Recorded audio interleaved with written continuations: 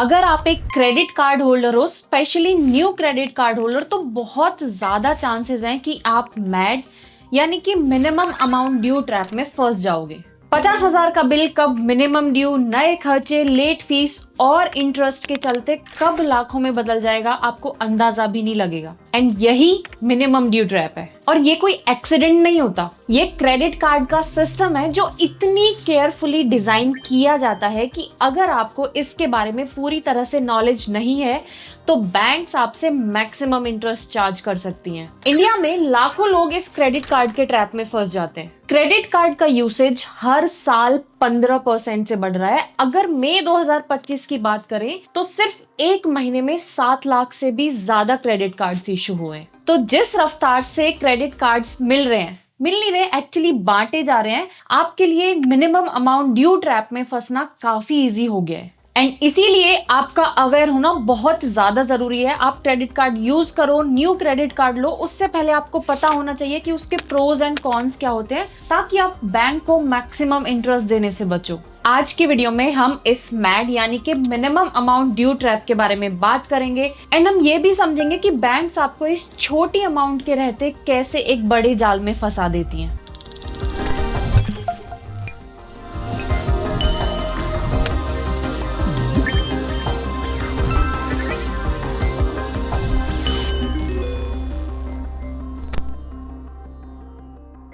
सबसे पहले समझ लेते हैं कि मिनिमम ड्यू आखिर होता क्या है। मिनिमम ड्यू आपके आउटस्टैंडिंग अमाउंट की एक छोटी सी परसेंटेज होती है। एंड ये वो अमाउंट होती है जो क्रेडिट कार्ड कंपनीज आपसे हर महीने चार्ज करती हैं, जिससे कि आपका जो अकाउंट है वो करंट रहे, विच सिंपली मीन्स कि जिंदा रहे।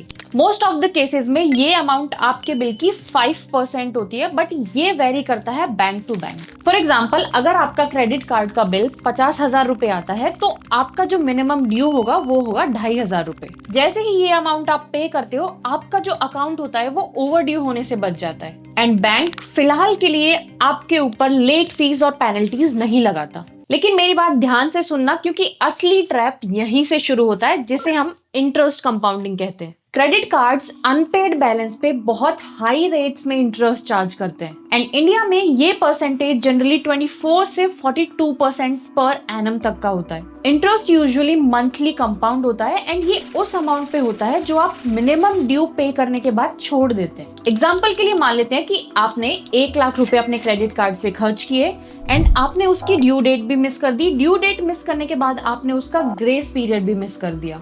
इस महीने बैंक ने उस पे 3% इंटरेस्ट लगाया, विच सिंपली मीन्स कि आपकी जो 1 लाख की अमाउंट थी उसमें अब 3,000 रुपए और ऐड हो गए। अब बैंक आपको मिनिमम अमाउंट ड्यू पे करने का ऑप्शन देती है, जो कि मान लेते हैं इस केस में 5,000 होगी। अब बहुत सारे लोगों को लगता है कि अगर वो 5,000 रुपए दे देते हैं तो उनका जो बचा हुआ अमाउंट है वो 95,000 रह जाता है। जब आप 5,000 रुपए पे करते हैं तो उसमें से 3,000 रुपए बैंक अपना इंटरेस्ट रख लेती है एंड जो बचे हुए 2,000 रुपए हैं वो प्रिंसिपल अमाउंट यानी कि जो आपका टोटल बिल अमाउंट है उससे डिडक्ट होते हैं। तो बची हुई जो अमाउंट रह जाती है वो 95,000 नहीं बल्कि 98,000 होती है। इसका मतलब है कि नेक्स्ट मंथ जो आपका आउटस्टैंडिंग बैलेंस होगा वो 98,000 होगा एंड उस पे भी नेक्स्ट मंथ इंटरेस्ट लगेगा। एंड अगर अगले महीने भी आप मिनिमम अमाउंट ड्यू पे करते हैं तो ये इंटरेस्ट महीने दर महीने बढ़ता चला जाएगा एंड ये 1 लाख की अमाउंट कितने सालों में ना जाने कितनी बड़ी हो जाएगी, उसका अंदाजा शायद आपको नहीं है।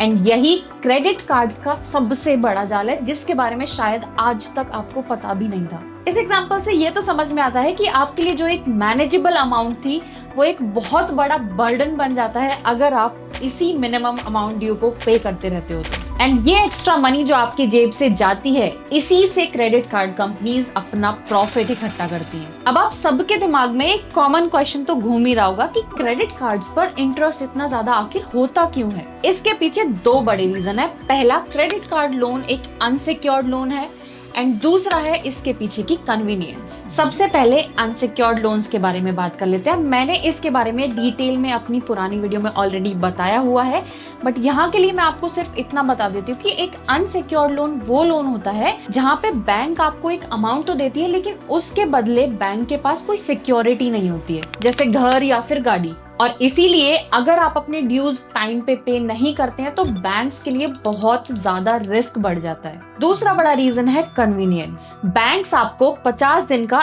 इंटरेस्ट फ्री पीरियड देती हैं एंड यही कन्वीनियंस एक हिडन कॉस्ट के साथ आता है। अगर आप ये 50 डेज का इंटरेस्ट फ्री पीरियड मिस कर देते हो तो आपकी अमाउंट पे इंटरेस्ट डे 1 से लगना शुरू हो जाता है। लेकिन इस क्रेडिट कार्ड के गेम में बैंक एक अकेला प्लेयर बिल्कुल भी नहीं है। आपके दिमाग में कभी ख्याल नहीं आता कि क्रेडिट कार्ड से आप जब भी पेमेंट करते हो वो इतने कम टाइम में कैसे फैसिलिटेट हो जाता है? ये होता है नेटवर्क सिस्टम के कारण। आपका जो क्रेडिट कार्ड है वो एक नेटवर्क सिस्टम का हिस्सा होता है। For example visa, RuPay, master card. जब भी आप मर्चेंट के पीओएस मशीन पर अपने क्रेडिट कार्ड के थ्रू पेमेंट करते हैं तो ये मशीन कार्ड नेटवर्क जैसे वीजा को रिक्वेस्ट भेजती है। फिर जो नेटवर्क होता है वो मर्चेंट के बैंक को आपके बैंक से कनेक्ट कराता है। फॉर एग्जाम्पल अगर मर्चेंट एसबीआई बैंक यूज करता है एंड अगर आप आईसीआईसीआई बैंक यूज करते हैं तो जो नेटवर्क सिस्टम होगा वो इन दोनों को कनेक्ट कराएगा। अब आपके दिमाग में एक और सवाल यहाँ पे उठा होगा कि ये दोनों बैंक आपस में ही क्यों नहीं ट्रांजैक्शन कर लेती? ऐसा इसलिए होता है क्योंकि कोई भी बैंक नहीं चाहती कि उनके कस्टमर का डाटा कहीं और जाए एंड कस्टमर का डाटा प्रोटेक्ट करने के पर्पज से ही नेटवर्क सिस्टम यहाँ पे काफी इंपॉर्टेंट रोल प्ले करता है। जब ट्रांजैक्शन हो जाती है तो नेटवर्क आपको कंफर्मेशन भेजता है एंड आपकी परचेज सक्सेसफुल होती है। इस पूरे सिस्टम को स्मूथली चलाने के लिए और डिफॉल्ट का रिस्क कवर करने के लिए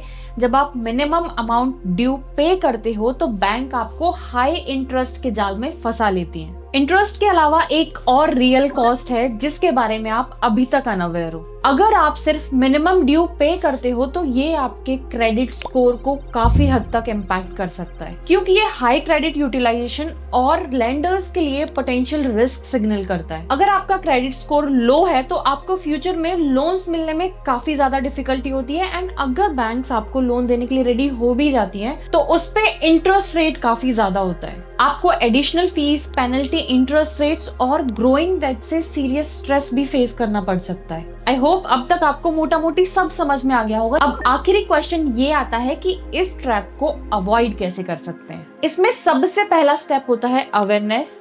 आपने ये वीडियो यहाँ तक देख लिया है विच मीन्स कि आप इससे अवेयर तो हो चुके हैं। इसके अलावा कुछ की पॉइंट्स हैं जो आपको ध्यान रखने हैं जब भी आप अपना क्रेडिट कार्ड यूज करोगे।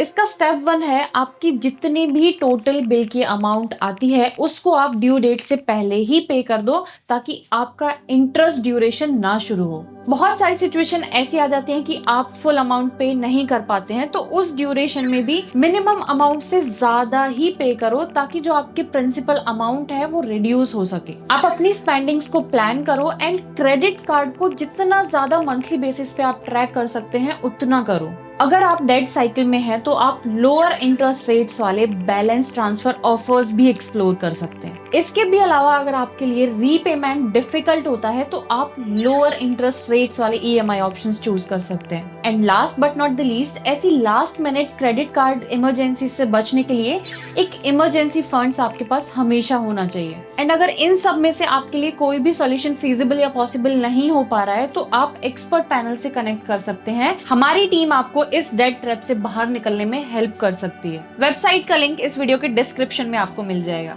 तो हमेशा अपने फाइनेंसेस को लेके आप अवेयर रहो एंड ट्राई करो कि क्रेडिट कार्ड का ये जो मिनिमम अमाउंट ड्यू वाला ट्रैप है इसमें आप बिल्कुल भी ना फंसो। रेस्ट क्रेडिट कार्ड को आप वहीं पे यूज करो जहाँ पे जरूरत है। अगर आपको ये वीडियो पसंद आया तो आप चैनल को सब्सक्राइब कर सकते हैं, वीडियो को लाइक कर सकते हैं एंड इसके अलावा अगर आपकी कोई भी क्वेरी है फाइनेंसेस से रिलेटेड वो आप कमेंट्स में ड्रॉप कर सकते हैं।